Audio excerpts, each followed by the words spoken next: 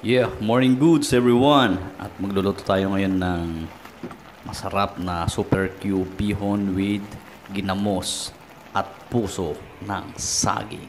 Yan oh, grabe oh. Intro.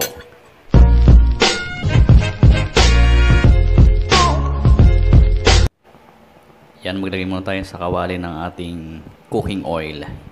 Then isunod natin yung ating bawang sibuyas. Yan, lagay na natin. Halo-haluin lang natin. Yeah.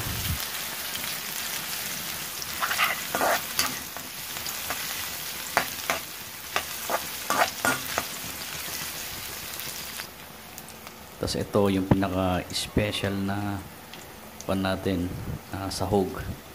Yan, ginamos. Yan lang yung pampalasa natin dyan sa ating super Q bihon with ginamos at puso ng saging. Grabe. Ayaw malaglag yun. Yun.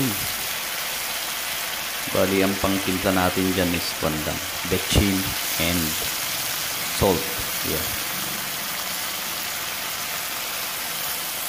Tagal eh, bago malaglag eh.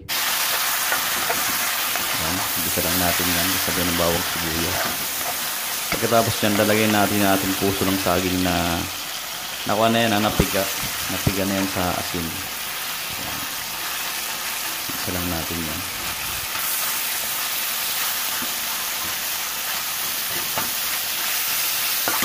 Kakaiba ito. Sobrang kakaiba.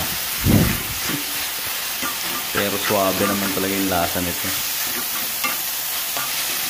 Bali, pag nagisa na natin yan, lalagyan natin ng kanyan ng super Q na yung bihon.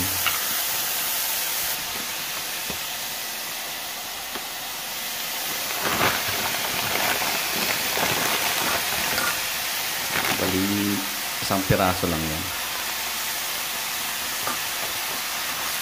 Lalagyan natin ng tubig para may kuwan siya, sabaw.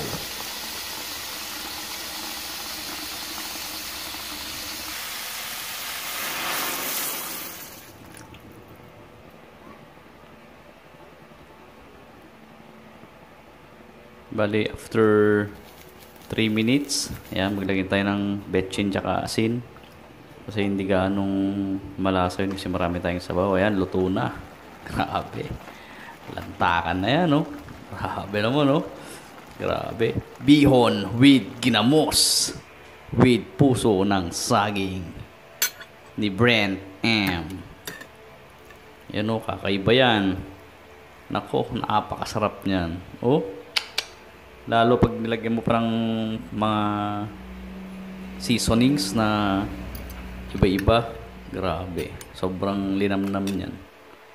Ayan na. Lalantakan na natin. Alright. Yeah. Oh, grabe naman, no? Whew. First bite. Oh, saglit lang. Mainit pa yan.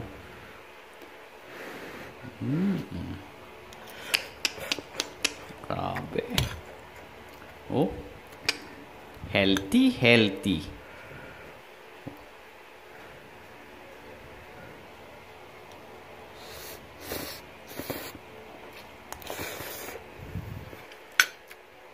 Grabe, talagang solid. At yan, food trip muna ako. Salamat sa panonood at sa muling pagkikita sa mga makabagong recipe. Hindi totoo yan. Hey there. Subscribe to my channel. And also press this bell icon.